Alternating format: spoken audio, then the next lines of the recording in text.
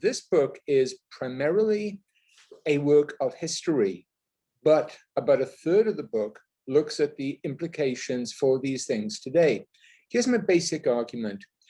Over human history, there have been various great climate shocks with many, many different causes.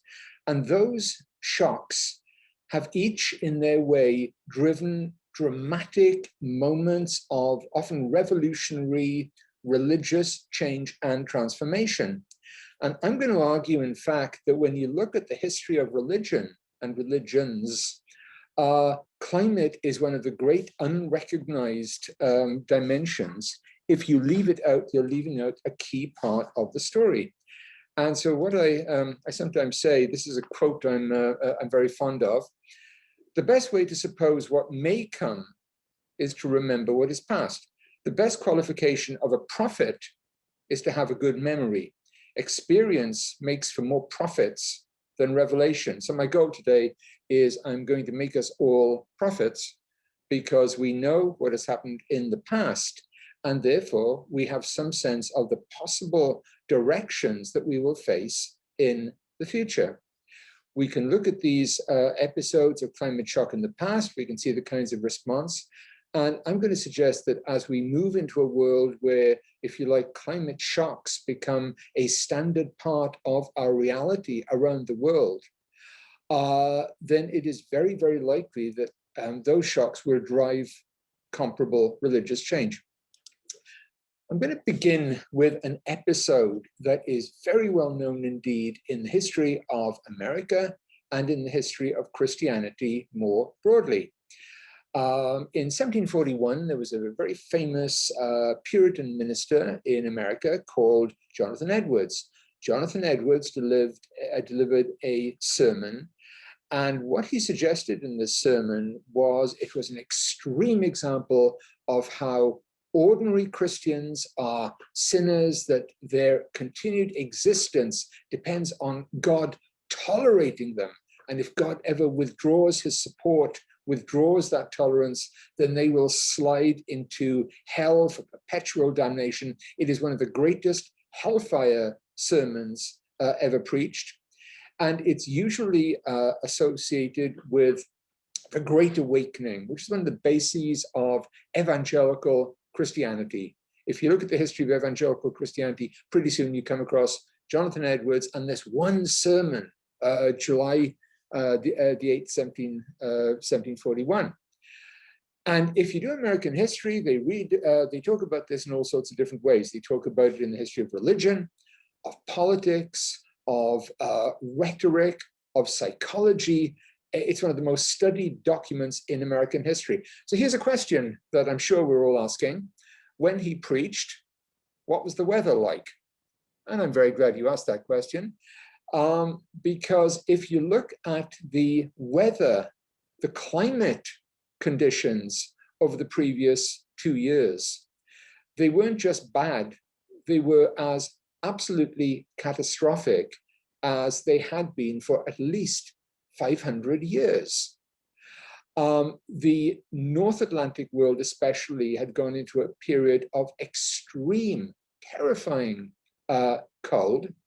Everywhere you go in the North Atlantic world, you read these astonishing accounts of multi-foot, multi-meter snowdrifts, of the sea and lakes being frozen.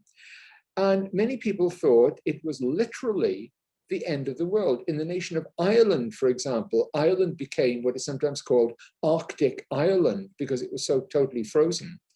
They suffered a famine there which killed hundreds of thousands of people, more in fact than during the famous potato famine of the 1840s.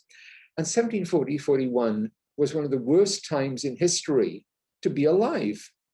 Okay, now think of that in terms not so much of what Jonathan Edwards is thinking, but what his listeners are thinking. You go and hear a sermon and maybe you think, oh, that's a good sermon, that's a bad sermon. But Jonathan Edwards is speaking to an audience that believes that the world is about to end because of this climate catastrophe. They believe that quite likely they are not going to live a year or two more. And of course, they react to this sermon in an astonishing way. We hear of people listening to the sermon, screaming, crying, rolling on the floor in terror. And it is one of the most successful sermons in history. But you can only understand it in the context of the climate at the time. It creates an audience. Now, very fortunately, in fact, the climate shock does not last that much longer, so the world continues. But if you want to understand a vast religious awakening in this particular instance, then we can see it being directly driven by incredible, revolutionary climate conditions. So that's one thing I'm suggesting. If you imagine conditions where it seems like climate is driving the world to its end, where you see all these signs of the apocalypse, then of course it makes you more willing to hear claims of the imminent end times. And well, this is just a quote: for this period of 21 months, bizarre climate conditions prevailed across the European continent, causing what became known in the British Isles as the Great Frost, which turned Ireland into an Arctic country. That's a summary, but in fact, it goes all over America at all as well. And we hear of people, riding their sleds along frozen seas. The Ice Age was back. And until recently, I think people did not think that that could have a religious consequence. But if you live in a world where you think that changes in the natural order reflect God's anger, God's direct intervention, how could something like that not have its impact? Trust me, I'm going to use a couple of charts, and as the phrase goes, there will not be a test on these, there will not be an exam on these, just to indicate something. There are a couple of forces in history that affect climate. One is the amount of energy that the sun issues. There are some periods when the amount of solar energy is very, very low. That means the world cools. You get these dreadful episodes, even new ice ages. So, for instance, we get one round about the year 1680. And so the other thing which really does affect climate in earlier times is volcanoes. There are some spectacular volcanoes that might erupt, for instance, in the Pacific Ocean, and they will cast a cloud around the world. They will drop global temperature by 2 degrees, 3 degrees Celsius. They will have dramatic conditions. And there are some particular famous episodes like this. There's one in 1815, which causes like 5 years of just global catastrophe. Please understand what I'm saying here. I'm saying that these episodes struck in the past, this is different from what we have now with global warming. These were episodes that hit, struck for a few years, changed things, and went away. That's very different from what we have now, where we have global warming changes due to man-made emissions that will change things on a more permanent basis. And the other thing that they drive is what's called the Great El Niños, the dramatic climate conditions in the Pacific Ocean, which we now see as causing really transformational changes around the world. This is something that you see off the coast of South America. It can affect things in North Africa, in Europe. I'll be coming back to these. These don't matter in huge detail. And these are 4 characters who I will be talking about quite a bit through my talk. These are, of course, the 4 horsemen of the apocalypse: famine, plague, death, and war. And my argument is that during these great climate shocks, things work together. Much colder worlds mean shorter growing seasons. That means famine. Changes like this can unleash new diseases, epidemics, pandemics, and that these drive war. And here's I suppose my key point. If you look at the world's great religious changes through history, whether you're looking at Europe and Christianity, whether you're looking at Africa, whether you're looking at Asia, whether you're looking at Islam or Christianity, time and time again, you see that key moments in their formation correspond to turbulent climate shocks. You know, I was recently writing, for example, about one great climate shock in the 620s AD, which seems to have conditioned and made possible the rise and success of Islam. You know, it's kind of a dramatic moment. So I want you to imagine that you lived in one of these dreadful eras of a great climate shock. There is less food. There are these terrible diseases wandering the world. How do you respond? Well, obviously, you respond in a sober and analytical way, and you're very sane and responsible. And yes, of course, I'm joking. That's not how people respond. That's not how they've ever responded. The first thing is, if you live in a pre-modern world where you see God's hands everywhere, then you assume that God is angry with the world, and you have to try and figure out why. That might mean, for example, that you think that people are disobeying God's commandments. We have to go out and have a religious revival. We have to enforce God's commandments.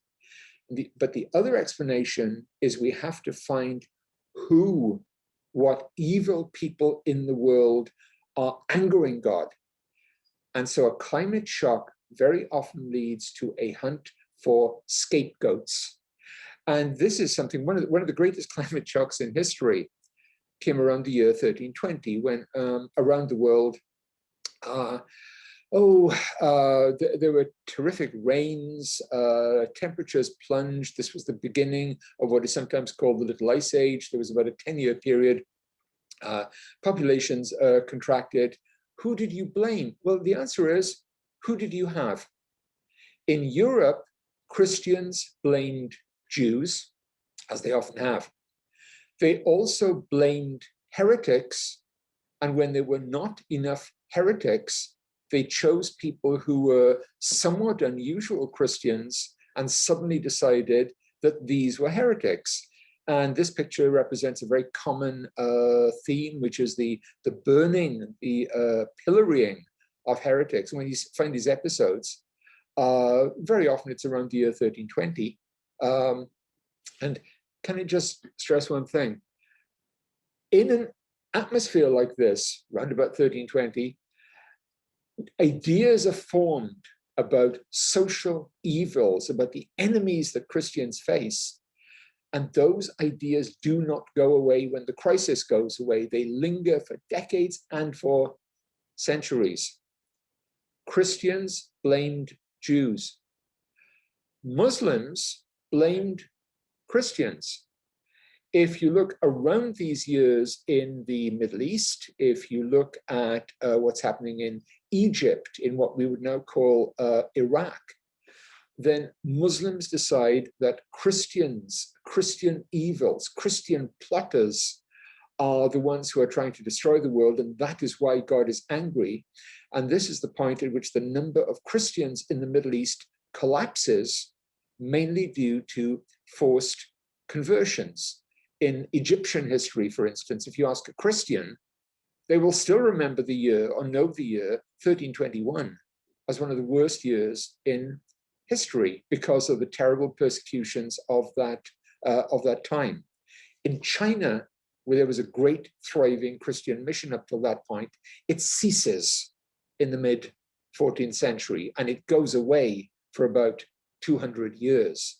So you can have dramatic, lasting changes due to what? Scapegoating, paranoia. It's quite interesting if you look at the Middle East, if you look at what's happening in Egypt and Iraq, for instance, Christians are accused of planning mega terror attacks against great Muslim mosques using explosives and what we today would call napalm to attack Muslim targets.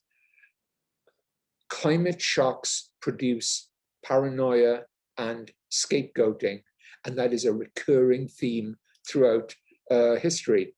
This again is from this period around 1320. And you'll notice it is the arrest and trial of Christ, but notice how all his enemies are depicted as Jews with stereotypically Jewish features. This is a dreadful time in Jewish history and Christian history.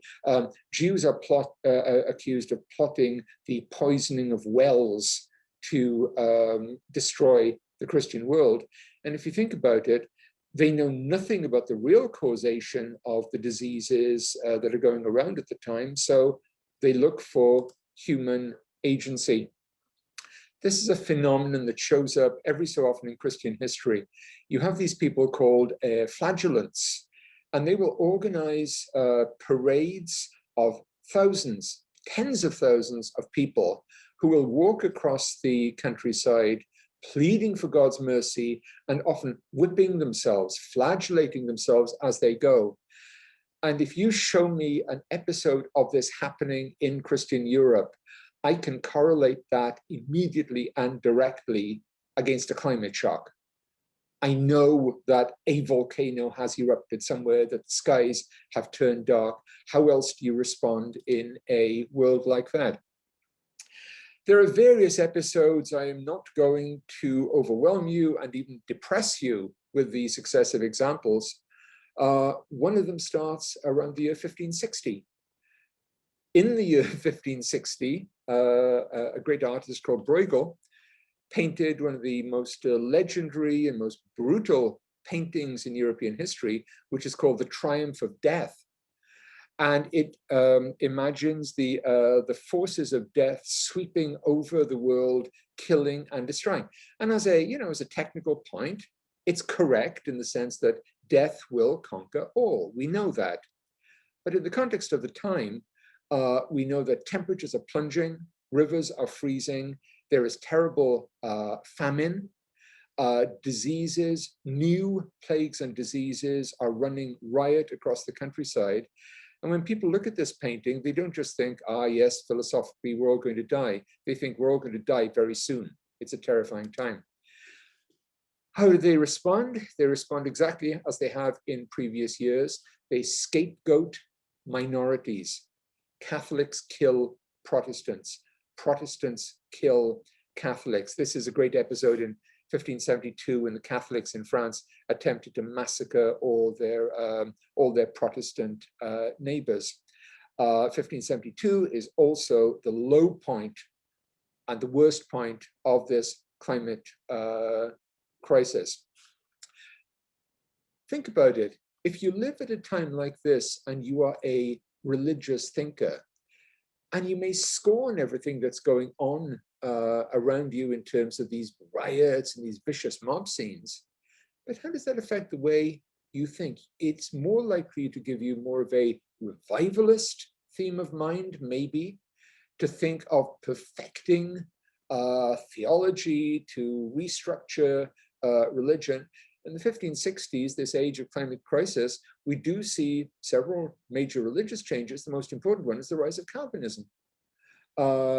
Calvinism spreads across Europe in this point, and it is the most rigid and uncompromising form of Reformation faith. And it is an appropriate creed for, if you like, an end times era. If you try and write the history of this phase of the Reformation without taking it account of climate, you are missing a very major part of the story. Just how extreme weather was in some parts in history is hard to imagine. I'm just going to spend a few minutes talking about one particular era before moving a bit more into the modern era. The years around 1680, thereabouts, one of the worst, coldest times in European history. This picture shows the ice, which is, about 12 feet deep on the River Thames in London, which, trust me, in modern times is not used to getting ice 12 feet deep. They built a whole city on the ice on the River Thames. There was a fair, there were circuses, there were parades on the frozen Thames, and you think, well, this sounds wonderful, but at the same time, death rates rose dramatically across Europe. New plagues, new diseases burst out across Europe and America and the Middle East. And so based on what I've said, what would you expect to find happening at times like this? Well, partly people would scapegoat, right? They would look for minorities to blame for this. They would form new religious ideas, which might be very exotic, very extreme, very apocalyptic ideas. But one way or another, they know that something dramatic, something terrible has happened to the world, and they will respond accordingly. Hold on 1 second. Yeah. This is one of the great ages of witchcraft. If you witchcraft trials, witchcraft accusations. If you're a faithful Christian, you know that if something so terrible is happening, you know that perhaps the devil might be involved. You look for the devil's servants. And if you chart the waves of concern in witchcraft, the various wild theories that people have about the witch's Sabbath and curses and so on, they correspond quite nicely to these eras of climate shock. People develop whole influential new styles of worshipping. In parts of Scotland and Ireland, for example, you have these very hardcore Calvinists who launch their revolutions against the government. They're defeated, and they develop new ways of worshipping. They go into the fields, they develop field preaching, they preach to these crowds because they're not allowed anywhere near the churches. And as I'll argue, over time, the people who develop those ideas flee to America, and that field preaching becomes what we know later as revivalism. Think of those great open-air revivals that we know in American history and which then spread across the world into Asia, into Africa, where you get many thousands of people gathered for these open-air revivals. You know, in parts of Africa, for example, there are events like this that can attract people running into the millions. But if you look at their origins, you can trace them back to this climate shock, this dramatic, traumatic event around about 1680, that people got this idea of worshipping in the fields. The reason the border between Christianity and Islam is where it is in Europe is because of 1680. Now, if somebody wrote that as a sentence, I would immediately circle it and say, this is a terrible argument. Let me answer.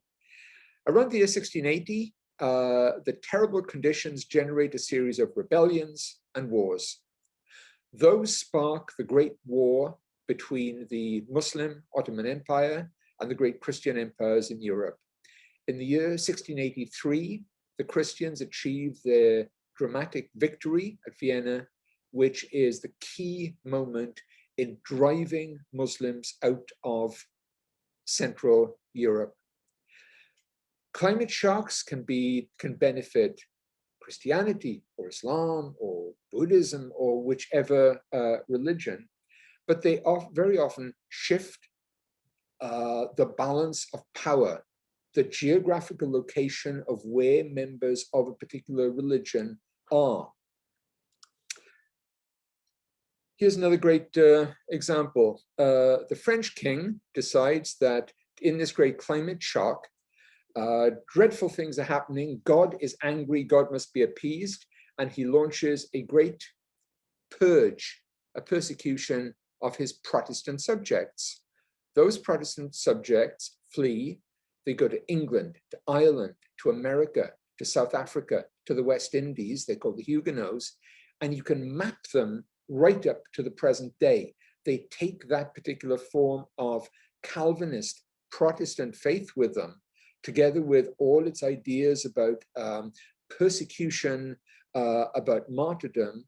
And we see that, for example, as a major force as it's going to be in white South African religion, all the way up to relatively modern times. Something may originate in a particular climate shock, but it has impact long after. And what happens if you are persecuted in England or Ireland? You flee to America, you flee to Pennsylvania. Pennsylvania is formed in 1682. It is a haven for the religiously persecuted, and those religiously persecuted generate an idea that we've since become very familiar with, which is that of religious liberty, religious freedom. At the time, that really only exists in a couple of colonies in America, and you have to understand it in the context of climate shock. I'll go fairly briefly through a couple of others. I mentioned this one in 1740, 1741, the great, if you like, the mini ice age. If you are looking for scapegoats, if you're looking for the people who are to blame for that, in America, who do you blame? Well, traditionally, Americans have often blamed Catholics.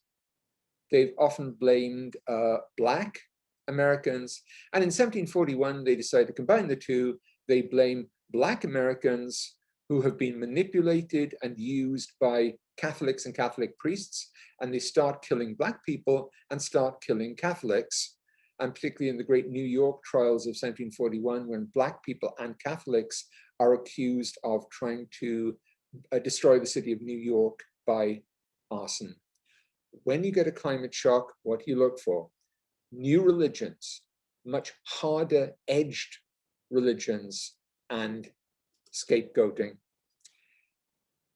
New religions, revivalism. This is from the year 1740. These are people who've come out of their houses where they've spent the whole winter under 8-foot snowdrifts, and they are ready to hear the word of revival preachers like George Whitefield, 1740, 1741. That tradition goes all the way through American history, right up to the present day with these great meetings. And the other thing is that on some occasions, people living through these crises form whole new religions. The years between 1815 and 1820 in American history are catastrophic. The skies are dark. People believe in the end times. And it is exactly in this crisis that an American called Joseph Smith claims to have had visions of what become the Latter-day Saints, the Mormon Church.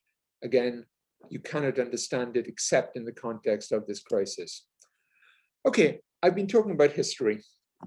The reason I talk about history is because I believe that what is past is the best guide to what will come.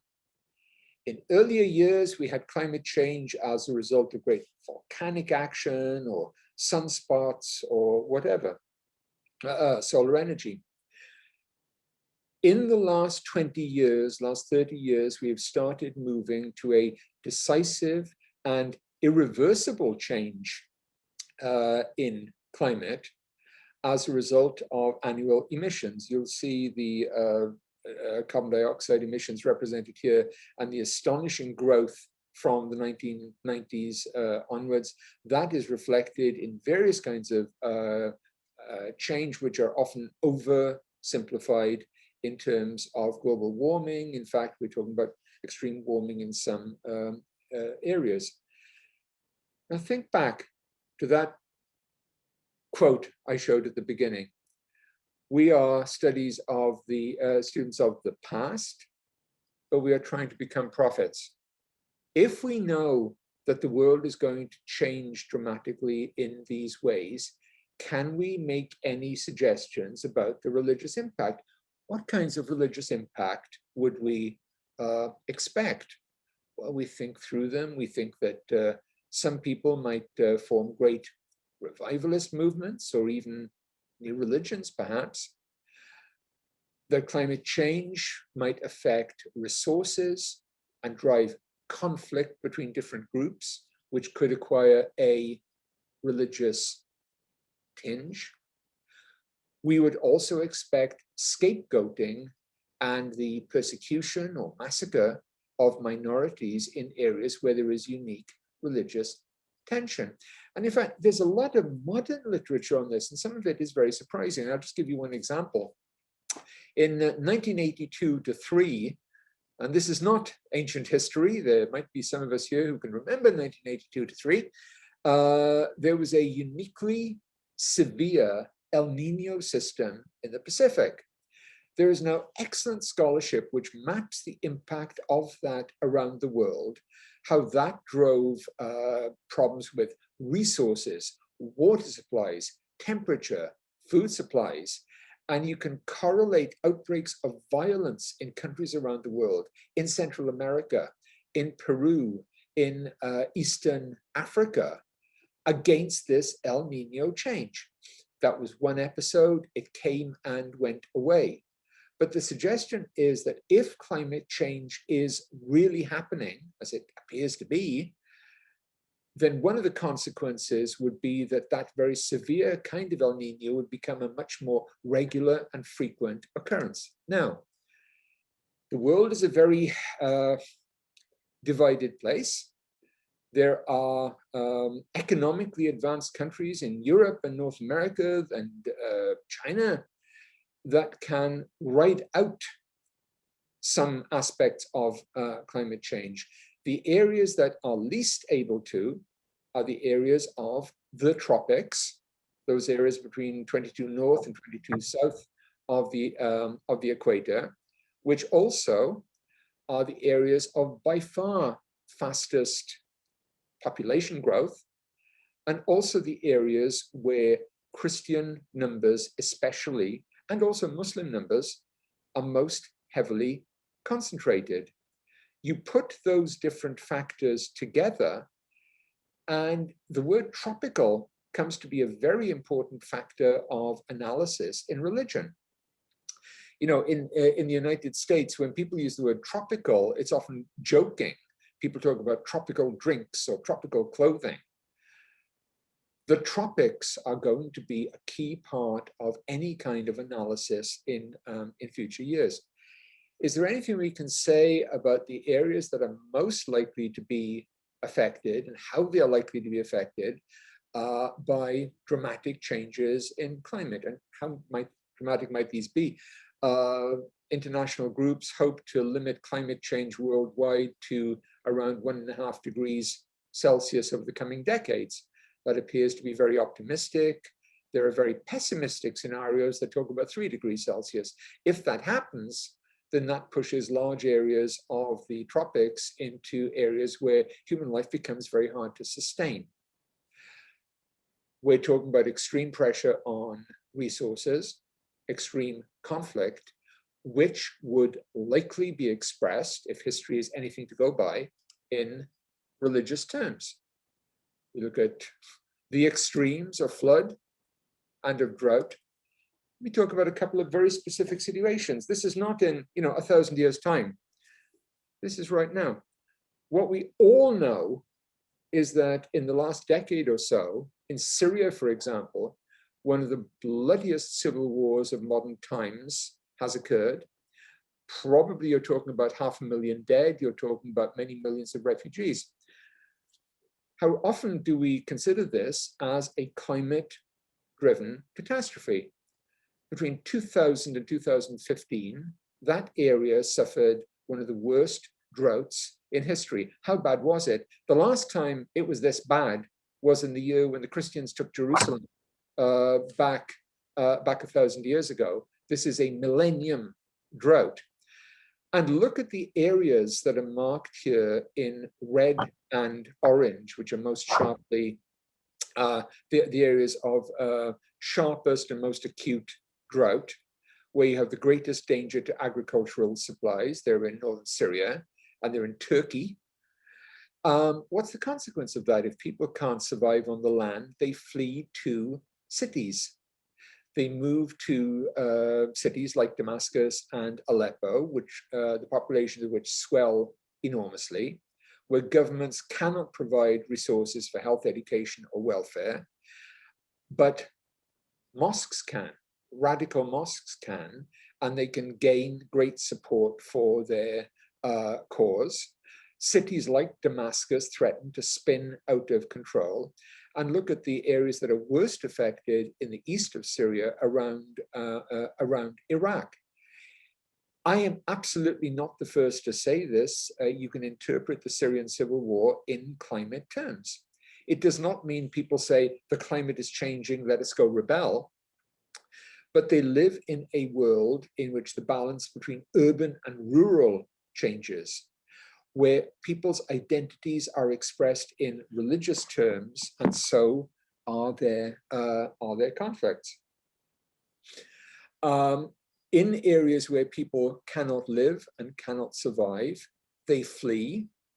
And it was this crisis that, of course, generated the extreme refugee situation that caused such strain for the European Union in 2015. Again, to adapt something I've said in different forms, if you try to write the history of that crisis without taking account of climate, then something bad has gone wrong with the analysis. Incidentally, the Western United States are also in a drought situation, which might be a millennium-long situation, but the United States is a vastly richer country and can afford to ride things out. Syria cannot, or could not. This is a map I find very powerful. We often hear about these parts of the world in different capacity. We hear of the Western Sahel, countries like Mali, Burkina Faso, and Niger, Chad. These countries have a number of things in common. They are by far the fastest growing population centers of the world. They are the areas that have suffered most extremely already from climate change and warming. And by most projections, they are going to be even more affected in the next 30 or 40 years. If you put those lines together, then you get a situation of extreme tension and turmoil affecting millions and tens of millions more people. And this is also a map of the most dangerous centers of Islamist activity and recruitment worldwide. You know, I look at Burkina Faso, for example. In 1900, Burkina Faso had a population of about 2 million people. By 2050, that number should be about 45 million people. A city like Ouagadougou, which most non-specialists have never heard of, by 2050 is probably going to have 8 million people. You look at places like Bamako and Niamey, which are projected to be among the largest cities in Africa by 2050. People are moving into those centers to flee collapsing situations resulting from an already existing warming and climate. By some projections, by 2050, the temperature of this area will have risen by 4 degrees Celsius, which, if that is correct, makes human life close to impossible.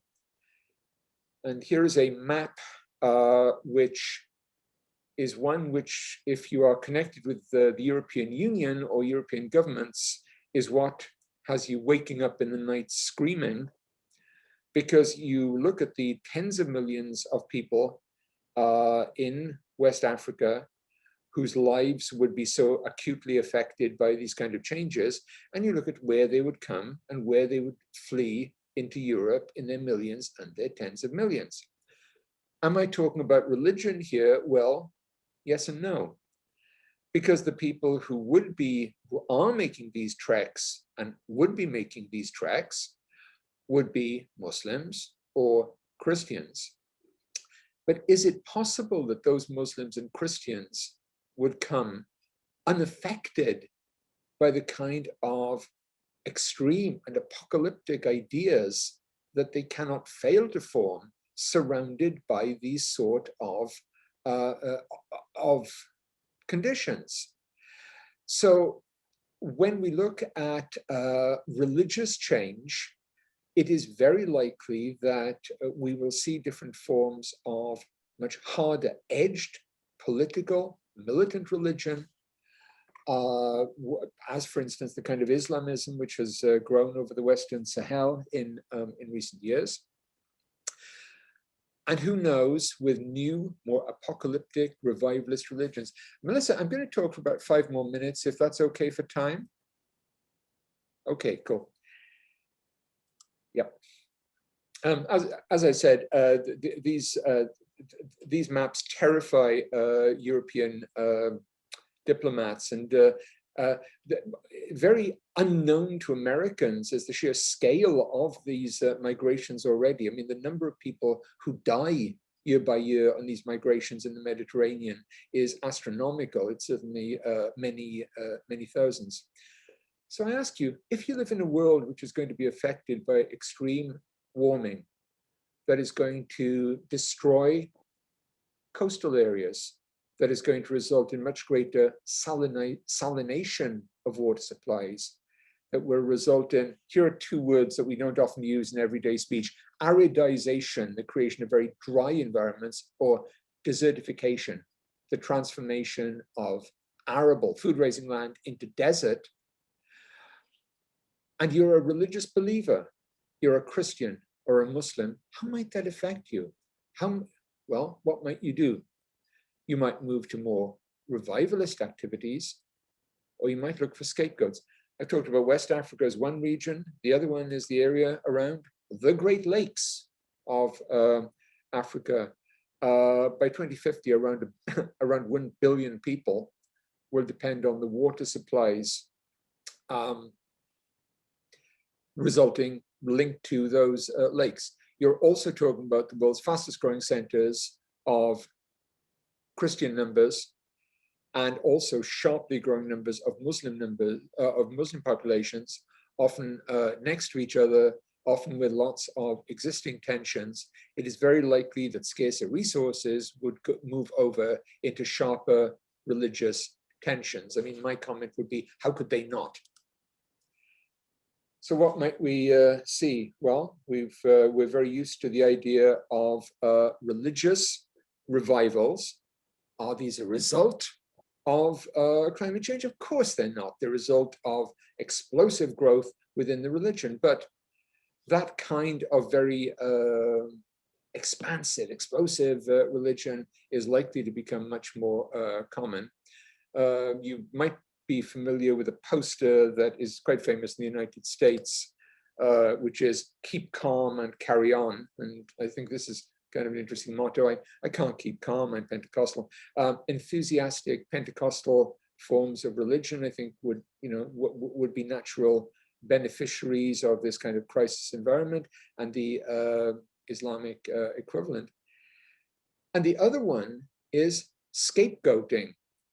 In centuries gone by, Christians, Muslims, Hindus, all stigmatized and blamed witches for evils going on in the world. As I think we all know, witchcraft is a powerful charge around the world today, most famously in Africa, but also in India and Indonesia. A world of ongoing climate disasters is likely to see a return to conditions like that. And if I return to that quote from the beginning, the best way to suppose what may come is to remember what is past. The best qualification of a prophet is to have a good memory. Experience makes for more prophets than revelation. By the way, Saville, who wrote this, was writing about the year 1680. But to tie it together, a great deal of historical evidence suggests that climate and climate shocks are a primary driver of religious change, innovation, and conflict. We are about to enter a wholly unprecedented era of such climate change and climate shocks. And I would argue, at least in global south countries, in tropical countries, we are likely to see a great many repetitions of the conditions I referred to in early modern Europe. And at that point, I will come to a close, and I apologize for a great many depressing messages that I have given you on what is in the United States a fine morning.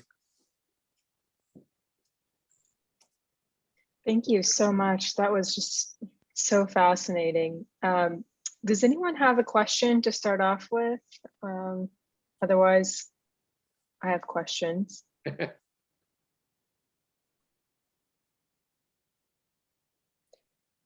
Meagan, I think it might be on you. Yeah, well, I mean, this is just such a fascinating lecture. One thing I'm thinking about is how, oh, whoops. AJ Phillip is commenting, about charges about witchcraft are no longer heard in India. I think you may need to elaborate on that a little bit more, and let us know what your specific question is. But yeah, I'm wondering if you can talk a little bit more. It's a very reasonable question. They're not as widely reported, but they certainly do surface from time to time. They're very often connected with, quote, tribal peoples and so on, but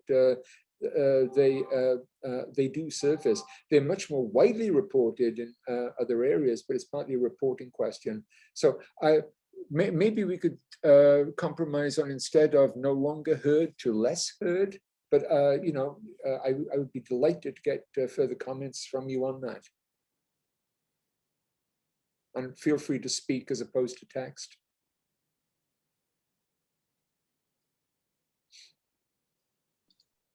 Yeah, I'm wondering if you can elaborate a little more on perhaps like the end of your lecture on Sure. some more examples of, in today's climate environment, maybe there's not as catastrophic events that we can name, but then some regions are experiencing more climate change than others.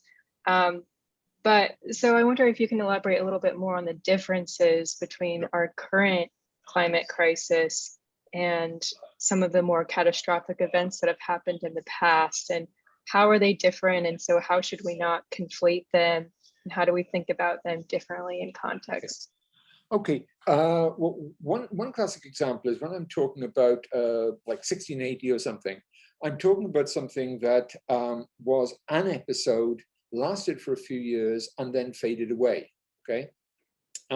The present one is not something that will fade away. It is a long-term trend, which, unless regulated, will become a new and deteriorating normal. So that's the principal one. This is actually a very loaded area on which I need to be very careful, because some people might hear me as saying, well, we've been through these episodes in the past, we lived through them, why should we be worried now?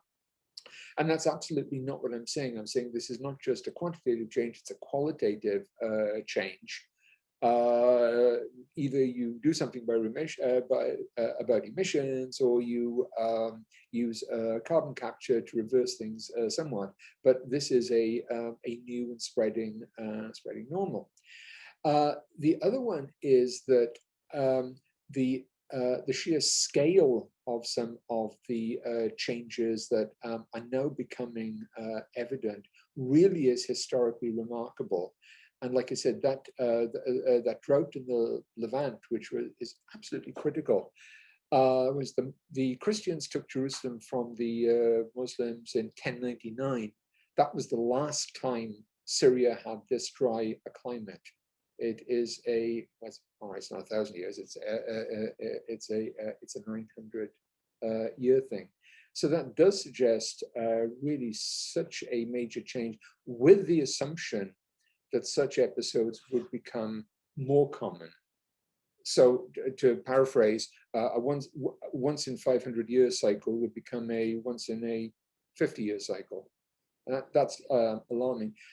The other thing which is important is how different countries cope around the world. In the eras I'm talking about in the past, people were very, very closely tied to food supplies. So if there's an interruption in food supplies, you starved. In the United States, in Europe, in Japan, that's just not the case. If there's an interruption in food supplies, we've got refrigeration, we've got storage, we've got all sorts of trade networks. So it's not going to have that immediate effect. If you move to very poor nations, like around the Great Lakes region, then that immediate direct impact is going to be felt, just as it was in Europe in 1680, for example.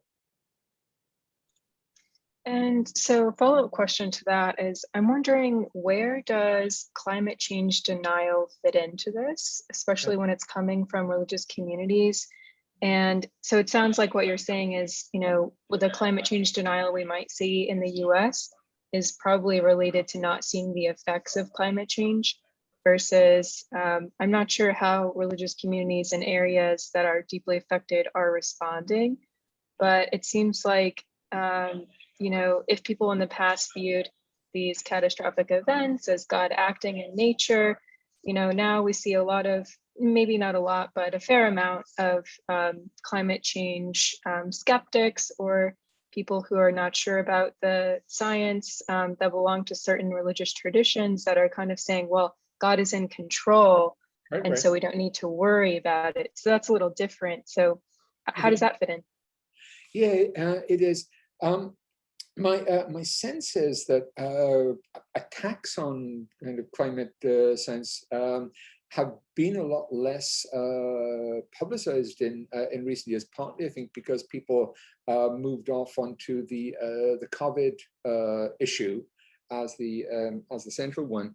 And a lot of the religious organizations and traditions that a few years ago might have been much more denialist in this way really have come round. I mean, if you look at American evangelicals, for example, there is a sizable, creation care movement. They're much more accepting of that. And of course, the Catholic Church became very heavily involved. In 2015, Pope Francis issued this Laudato Si encyclical. That was very influential. And it was surprising how little kickback that got from conservative Catholics. Got some, but not much. So I think there's probably less now than there was maybe 20 years ago, partly because the climate scientists have done a much better job of making their case. Yeah. So that's like a very quick answer. Now, could this come back? Sure, but yeah. Thanks. So we have another question from Comfort. Comfort is from Cameroon. She says, some ATR practitioners, I'm not sure what ATR is. African traditional religions, I think. Oh, thank you. Okay. Some ATR practitioners in Cameroon accuse journalists of siding with science when it comes to reporting about climate change. The religious and cultural interpretations given to climate change is not often backed by science. Many journalists say, many journalists shy from reporting on their perspectives and denial because of the lack of scientific proof. Yeah, I think that's a real tension with journalists. If you're communicating a perspective, are you giving weight to it, and maybe lending some truth to a theory that is conflicting with science? It's difficult to report on religion sometimes. And I come back to the point about reporting on science, and I look at the people who I'm talking to here, and you know this so much. So you want to report obviously accurately, and in the climate area, there is a core that is an overwhelming consensus, but by definition, that's not news. So there's a great temptation to hear something which it might be a wild and not very well substantiated claim that could come up. How do you report on that? And to use the phrase, should you report on like what might be a hysterical or greatly exaggerated claim? And that then discredits you, as as the phrase goes, science is real, but how exactly do you decide what is good science? And I think there's a distinction between reporting on a solid consensus core and the flavor of the day that might arise from some science paper or institute or something that might turn out to be very flaky. And that easily puts journalists in the position of being discredited. Now, as I say, I'm saying this, you should be telling me this, but that's a big dilemma, obviously, with all sorts of medical issues also, not least with things like COVID. Yeah, maybe that's a good segue of thinking about how COVID could be considered another catastrophe, and how religious communities are responding. And Lakin from Nigeria is asking, is there really a link between climate change and increase in attacks on arable communities by herdsmen in some parts of West Africa? Actually, and I want to add a follow-up to this, because this is what I was thinking was, you know, your work is a little bit similar to a journalist in that a lot of reporters, even here, I think, are looking at conflicts happening, and we have to analyze the factors that go into the conflict, and that's very difficult. And there's always that chance that you reduce the conflict down to only one factor when it's so many different factors. And so, and sometimes as religion journalists, we have to figure out, like, is the conflict driven by religion or not? And sometimes we can overstate religion's impact. So I wonder if you could also speak to that, in addition to Lakin's question on how should we think about analyzing, like, what is your method for analyzing these conflicts and figuring out, like, what are the main factors, and that really affects how a journalist frames a story. Is this an environmental story? Is it a religion story? What kind of story is it? Right, exactly.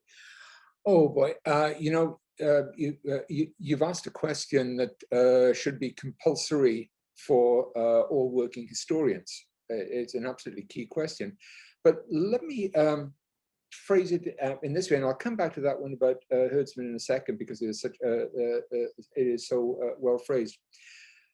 Around the year 1320, for example, there is absolutely savage violence against Jews.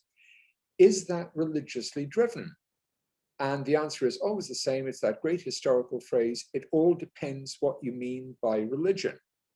Are people responding to what it says in a particular scripture or a theological text? Of course not. But religion has a vast connection with identity, with the way people define who they are. When Protestants and Catholics were killing each other in Northern Ireland in 1980, if you'd sat both sides down and given them a theological exam, they would both have failed. A Protestant and Catholic just become labels, and Jews in that context become disassociated evil forces. Does religion play a role? Yes, in that context, because it defines who people think they are and where they draw the lines between them and the rest of the world.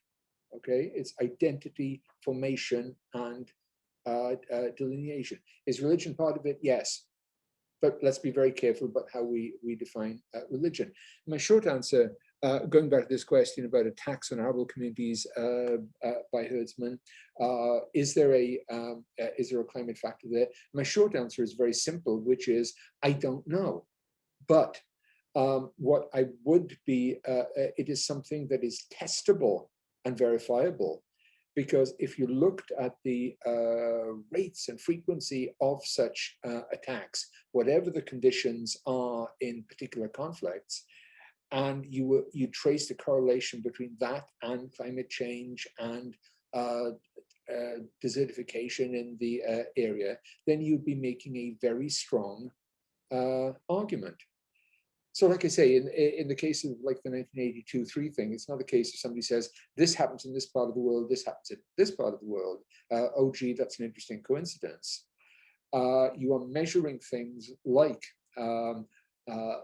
rainfall, like food production, and looking at those factors. So what you have to do is to be very careful in balancing these kind of factors.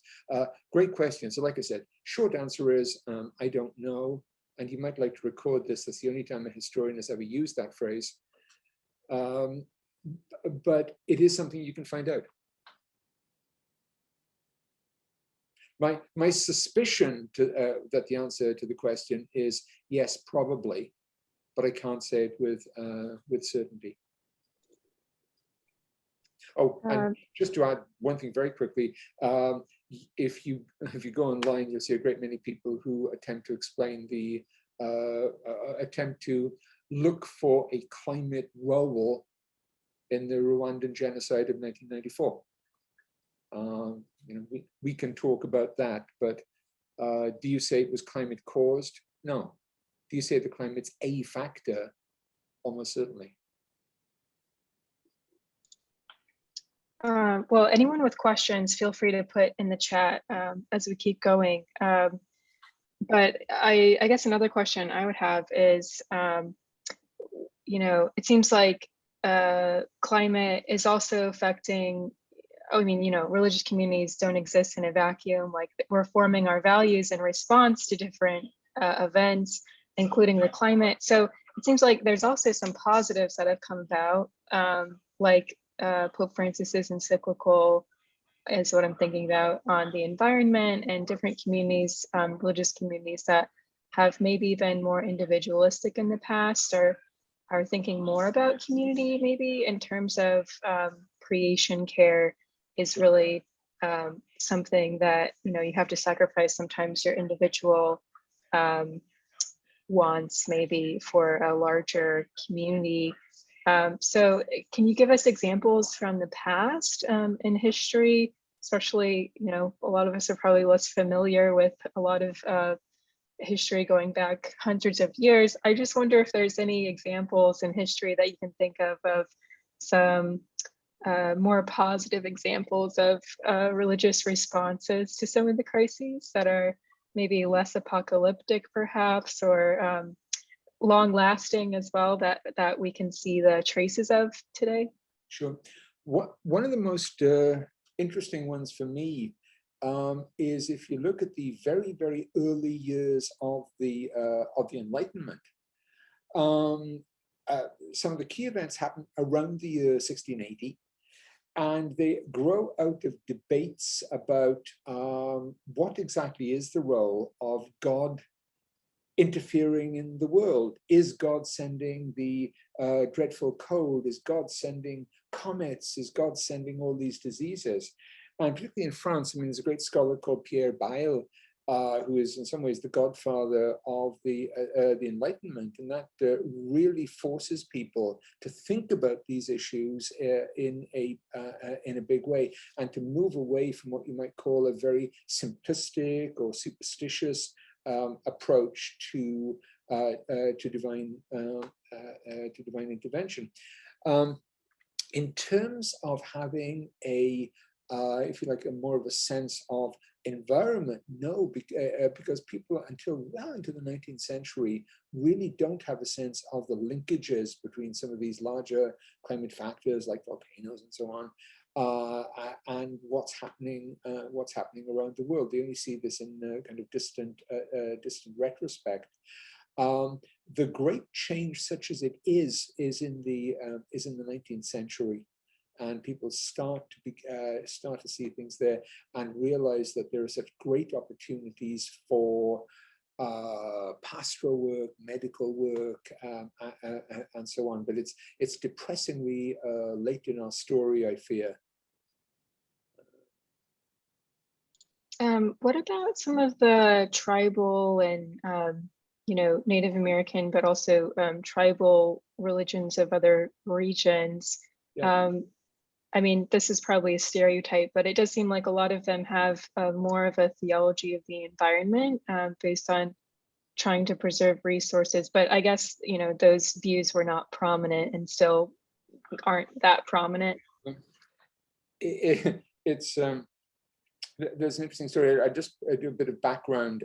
In the United States, yesterday was a new holiday, which was Indigenous Peoples Day, which was meant to celebrate the native peoples of the Americas, in replacement for Columbus Day, for the European guy who discovered the New World.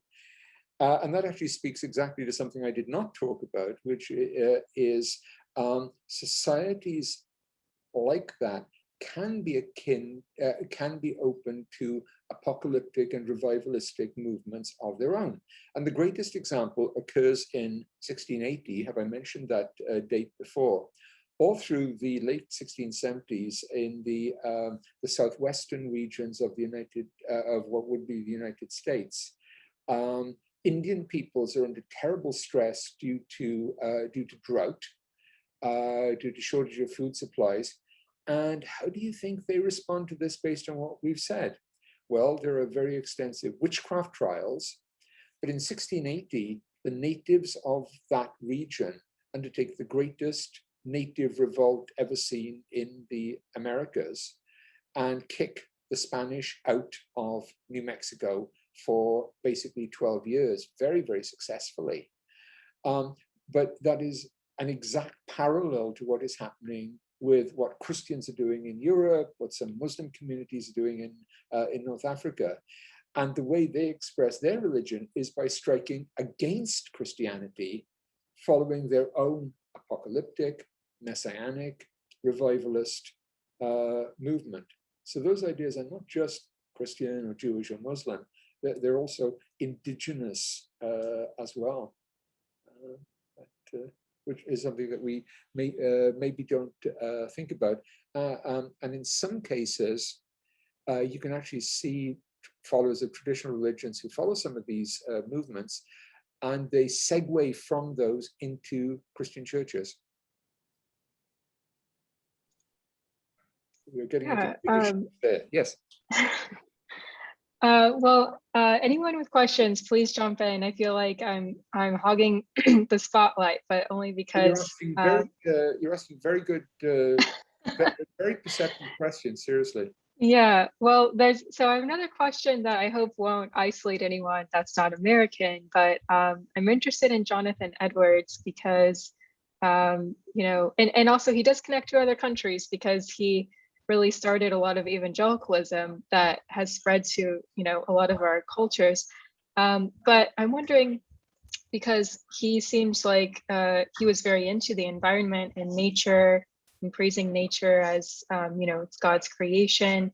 And so I'm not that familiar with a lot of his work, but how does that, if you are familiar with it, which I'm sure you are, how does his view of the environment affect his preaching and his view of, you know, the end times? Because and also, you know, in conjunction with the crisis that was happening at the time when the climate. In my view, and I'm certainly not a specialist here, he really kept those things in different parts of his brain. And I emphasize the sins and hands of man with God he's not saying the world is going to end imminently. He's saying that you, as a listener, are going to end shortly. So it's, you know, he comes from that tradition that is not necessarily end times, end of the world. It's a much more direct thing about God's judgment is everywhere. God's judgment upholds everything. So it's a different thing. We might say today that there's not this kind of environmental angle there. I don't think he's seeing it in that. And Edwards, by the way, was an incredibly prolific scientist. I mean, he's one of the great scientists of the 18th century. He's involved in any number of different areas, but that's not directly relevant to how he responds to that particular crisis in around about 1740. Partly because there's no way that people can understand what's happening on a global scale. They just see what's happening, you know, in their immediate area. It's going to be 100 years after him that people can have that kind of dimension. And that's very interesting. Seems like he separated out of, you know, his thinking, maybe didn't connect the environment and theological views, or in that particular instance is what I'm talking about. Okay. No. He certainly has this very theological view of creation and so on. But in the particular context I'm talking about it there, it seems to be in two compartments in his mind. I see. And there's an interesting phrase. If you want to understand leadership, leadership is a function of followership. You become a leader because you express the views of the folks around you who decide to follow you. And what I'm trying to talk about with the disasters around 1741, that creates an audience of followers who are looking for somebody who will interpret this for us. And where do we find it? Jonathan Edwards, George Whitefield, and these great revivalist pastors who they will literally follow to the end of the world, which may in fact not be all that far off. So now Lakin is asking, what is your response to Christian leaders who dismiss the climate change campaign as one of the developed nations agenda? And he's asking from Nigeria, I think. Yeah. This is a critique that I certainly have made myself, and this is not a great way to win friends, which is if people are talking about suddenly cutting emissions, it means cutting growth, and it means drawing a line and saying that emerging and developing countries shall not be allowed to develop. And I have rudely said, so how many tens of millions of people do you want to die in order to fulfill these emissions targets? Which is why I think it's very important not just to focus on the emissions issue, but on technologies of carbon capture, of reducing the carbon that is there already. If you just look at an emissions strategy, it is very bad news indeed for developing emerging nations. So if Christian leaders say that, I'm sure they're not dismissing it altogether, but if they're critiquing it in that way, they have an excellent point, and I would agree with them. I took my life in my hands not long ago by writing an article about Greta Thunberg and saying bad things about her on this very view, that she was neglecting the fact that in some ways dramatically increased emissions are a consequence of prosperity for many nations that never had prosperity before. So that's why I say so much about carbon capture as opposed to emissions. So it's a good question, making a valid point. If there's one thing that developed nations have, it is enormous control over soft power and media, and shaping global agendas thus. So speaking of the media, media project. As a historian and writing about an issue that is like very contemporary, front of mind issue as well, what would you say to journalists as far as, I'm curious, what is your critique of the way the media has covered the climate crisis so far? In my view, there's not a lot that intersects with religion in particular, but if there's something, you can mention it. But I'm just curious how you think, what your grade is of how the media has covered climate, especially in like some of these countries you're talking about, like Northern Africa. And then also, what would you suggest as far as how we should be covering this topic? Because I think a lot of us would be interested in doing these kinds of environmental stories, and a lot of us come from places that we might be thinking of local angles, but I'm curious if you have suggestions of, what are the top things that journalists should focus on right now? Oh boy. One thing I would say is, of course, the modern world of climate crisis and global warming is actually surprisingly recent. Obviously, it really emerges as something that comes into the headlines only at the very end of the 1980s. I mean, it's a very new thing. There's always the problem of what exactly to believe. One of the great problems is there's always a temptation to believe something which is a dramatic, heretical news story because it is news. I mean, it's like when people are writing about religion, or they're writing about the Bible or the life of Jesus, or something.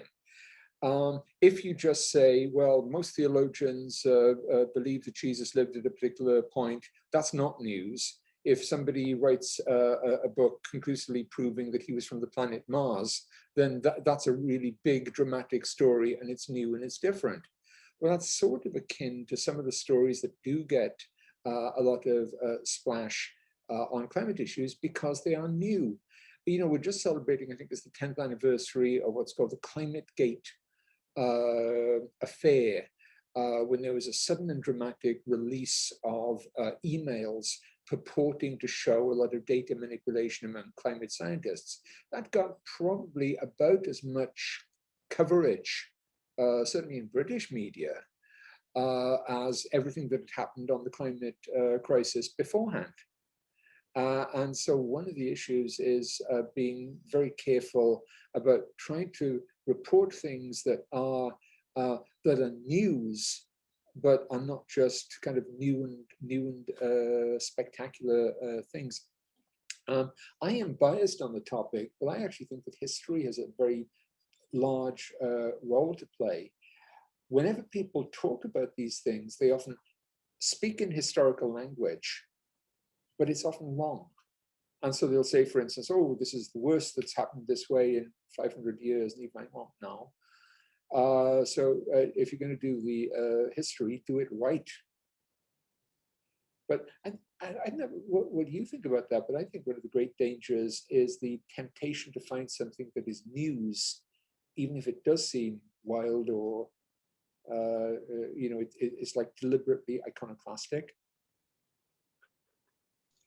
Well, we all have pressure in our newsrooms to sell the stories. I think that's where that's coming from, which is just an unfortunate part of media. I think, you know, all of us can, push back against those simple narratives that get pressured onto us. Not at Religion Unplugged, though. We can be your publication where you can explore more complex and long form features. That's my pitch to write for us. But yeah, it is a real problem. And as I say, it applies to so many things that are what you might call long-running or fundamental issues, because by definition, they don't produce news. How do you report things like this? You can report some benchmark. You can say, oh my word, you know, the latest projection of the amount of carbon emissions is going to be this figure, and this is dreadful. And okay, fine, you can report that. How do you report something that relates to a fundamental ongoing reality without yielding to the temptation to hear off on tangents? And that's a very difficult question on all sorts of things. If you're reporting like a terrorist crisis or a war, then you have a specific series of new things to report on very predictably. When you're dealing with ongoing reality, you don't. So climate's absolutely not unusual about that.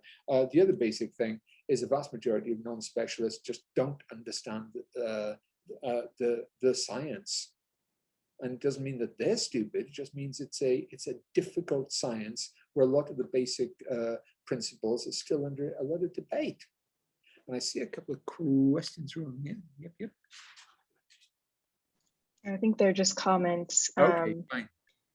Yeah, but yeah, I do think it's very difficult as journalists, especially, you know, for people doing breaking news. You don't really have time to add in historical context. Sure.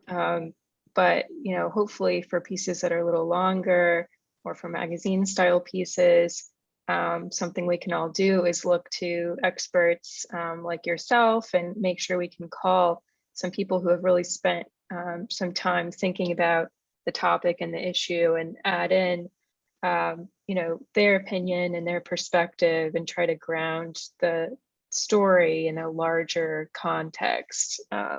But unfortunately, that just can't happen for short stories. I would also add one thing, you know, in terms specifically of religion and of Christianity. One thing that I think people really have not picked up is just how central this whole debate is, specifically for Christianity. If you look at Christian numbers, basic fact is they're growing dramatically. And the countries they're growing dramatically are virtually all in the global south. And if you look at them, virtually all of them are in the tropics, in countries like Nigeria, the Democratic Republic of Congo, and Tanzania, and also in countries like areas of Central America, and so on. By definition, the fastest growing Christian centers are also the areas most acutely exposed to radical and destructive climate change. And that would be a very interesting idea to try and get across specifically to Christian audiences and readership. And that is the sort of thing which might even get people to sit up and say, you know, I really should pay attention to this climate thing. Right. I think that a lot of American Christians have interpreted that in a similar way, but not connected to the climate, but of thinking about, you know, in America, we're very prosperous and we feel like we don't need God. And there's that, I've heard a lot of American pastors talk about that concept of, you know, when they send missionaries or have some kind of cultural exchange and invite a guest pastor from another country that has a much higher poverty rate, they often talk about how, you know, their faith is reinvigorated by hearing from someone who is pastoring a congregation that's going through more suffering. So I think maybe they've kind of made the connection, but not connected it to climate and how climate is constraining resources. And I think that's a really interesting idea. I'm curious, like, what some of our other listeners today think about that, coming from some of those countries that are really going through a hard time, especially in the pandemic. I wonder if anyone wants to talk about it.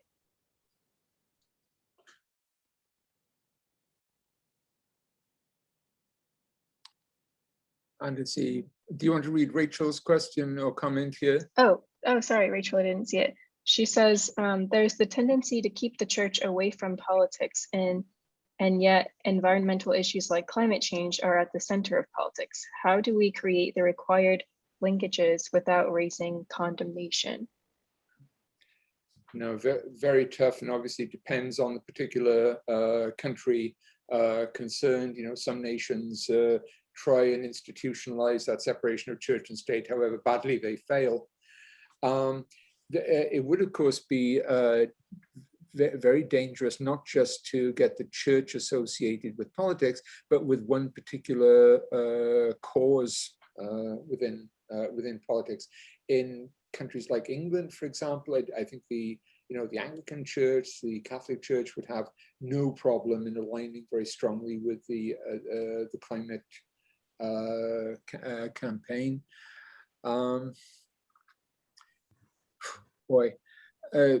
You know, how do we create the required linkages without raising condemnation? Well, the other part of that question is how far are we failing in our mission if we fail to pursue those linkages, if in fact they do affect so many things. And by the way, Kenya is one of the countries which offers so many of the primary themes that I'm talking about here.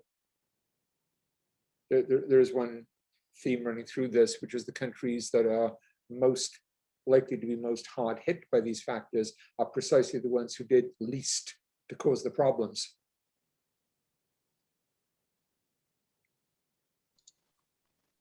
One country that we haven't talked about is China. Yeah. So I wonder what are you thinking about in terms of the response to the climate crisis in China? Yeah. Where, you know, a lot of religion is just suppressed. Sure. Yeah, you know, a huge part of the whole carbon emissions thing over the last 20 years, certainly, is the growth of wildfire Chinese economic expansion. That doesn't mean, you know, let's blame China. China is pursuing a policy of trying to improve the lives of its own people, of course. But so much of it is a Chinese issue. Religion in China is probably going to be much more tightly controlled. You're going to see far fewer of the kinds of popular explosions of revivalism that you might have got in other conditions. The government clearly believes it let religious liberty run too far and too fast over the last 25 years. They're not going to let that mistake happen again. So I think religion will be extremely constrained. One interesting thing is how countries that don't pursue religious responses pursue what you might call a kind of secular apocalyptic. That is, they speak the language of great conflicts with evil forces, even at the end of the world, but it's in terms of borrowing a Marxist ideology as opposed to an explicitly Christian ideology. But China is so much its own country and its own thing. And of course, it's got so much harder to report from because there are so fewer international journalists based there these days. You know, they try and base themselves in, you know, Korea or Taiwan or whatever, and it's just not the same thing. And would you consider some of the environmental activism in the West to also be part of that secular apocalyptic response? And can you explain, you know, some of the elements that would define it as that? Yeah. So much of this has actually been true for, you know, since the 90s with the emergence of some of these movements. If you are used to apocalyptic rhetoric, apocalyptic traditions, and particularly the language of new religious movements, so much of it shows up in these in the language of these groups, even if they do not have any kind of explicitly religious background. Now, the big issue then is this coincidence? Is it just like parallel strands, or is there something which is maybe pretty hardwired in human consciousness? This is just the way we look at crisis, the way we understand crisis. But if you imagine somebody from, I don't know, 100 or 200 years ago, looking at statements of some of the fairly extreme activist groups, they would immediately recognize that as you know, this is very apocalyptic. You know, if you've ever read statements from groups like Earth First or like Extinction Rebellion in Britain, they're never actually quoting the Book of Revelation, but they should be.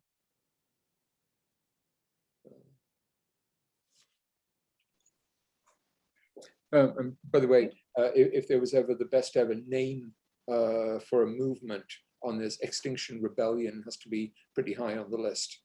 As you know, what are the stakes in this? Oh, we're fighting extinction. We're fighting against the end of the species. Whatever you think of the movement, it's a great name. So one question I'm curious about is, how did you start writing this book? Like, what was like the first primary source document that got you thinking about this intersection? Many years ago, I have an interest in basically the 17th century, going back a long way. And I'd always been interested in this confluence of events around about the year 1680, because what happens is, in all sorts of different countries, you get the same thing happening in totally different guises. So Protestants in Britain are going after Catholics. Catholics in France are going after witches and sorcerers, and so on and so on. And you begin to think, you know, something is going on here. What's happening? And when you start looking at the social background, you immediately see there's a phenomenal social crisis, health crisis, food crisis going on. You dig a little bit further, and you pretty soon find climate. So you know, that emerges as a model. And so I sometimes like to say my interest in this topic goes back to 1680. It doesn't mean I'm exactly that old, but that's the phrase I use. And then you find other examples of that kind of extreme concentration of events. And as I say, when I'm trying to make the point in the United States, I always use the Jonathan Edwards one, because if there's one thing people know about the history of American religion, they know about that sermon.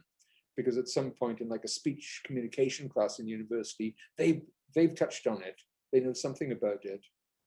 And the question of, so what was the weather, is kind of an interesting way of getting them into it. But like I say, my interest goes back to that 1680 thing. And the more you look at it, the more you see it around the world. So when you get simultaneous crises happening in England and France and Hungary and India and New Mexico, and you think, this is not just one person waking up one day and deciding to do something. Something is happening on the planet. What happens on the planet? And the answer is climate change, climatic events. And so at the rate that you've written books, I'm just assuming that you're writing another one now. I'm not sure if you are, but maybe you can tell us what you're working on next. And then we have a question from Edith. Yes. Edith says, question, then we can move on to, I can just answer. Many of you will know a psalm, which is Psalm 91, which is the psalm that people will often cite in terms of crisis and threat and disaster. And I'm writing a book about Psalm 91 through history, from its use in the temptations of Jesus in the wilderness, where it's the psalm quoted by Satan, right through to its use in gospel music in Brazil and Nigeria, and it's used around the world. So it's a book on Psalm 91. Now let's hand over to Edith's question here. Wow, yeah, I'm just really fascinated by how many topics you've written about that are very different from each other. But yeah, Edith is saying, in some communities, I think culture influences communities' response to climate change as much as religion may do. In some parts of Malawi, for example, people may think that changing climates like frequent droughts or floods are a result or lack of adherence to traditional beliefs, which angers ancestral spirits, or fundamentalist religions will just urge followers to pray harder as nothing is impossible with God. Right. This shifts attention from the actual problem and dealing with it. It requires journalists to work harder in terms of presenting scientific evidence for climate change without offending people's cultural and religious beliefs, especially when reporting in local languages for audience that may not be highly literate. I think it's an excellent point. I have no response to that. It does come to the question again of how we define religion as opposed to culture. The two are very closely aligned, but in a society where you're dealing with ideas like that poses very, very critical issues for journalists and who exactly they are speaking to. So as Melissa has just written, great point, Edith, exactly. An excellent commentary and not a question that deserves that demands a response. Yeah. The other interesting question at different times in history is how do you define religion? And many people in the West tend to define religion as that specific demarcated territory over there, which involves going to a church or a synagogue or whatever, and is sharply delineated from real life. Well, historically, of course, religion is fundamentally part of real life, and is also closely connected to what we would call nature. So the meanings of religion change. Yeah, I think that's a great point. We sometimes have just imbibed these ideas of what religion is without, really thinking about, is this what religion is? And in different cultures, maybe they have a different definition for what religion is. or maybe they don't color religion at all. Right. There is a word that Muslims will use, which is they will talk about faith, but din, which but very often you don't get the same kind of idea of one precise word meaning religion, and that, by the way, also affects how you count religious believers. If you're counting in Europe, for example, and you count Christians, you count people who actively say they are Christian or who are involved in a church. When European governments count Muslims, they count people of Muslim background and Muslim culture. So you use very different criteria because of that. And we're wandering off into a whole different topic there, but it does, so to speak, to the issue of religion, culture, and understanding the world.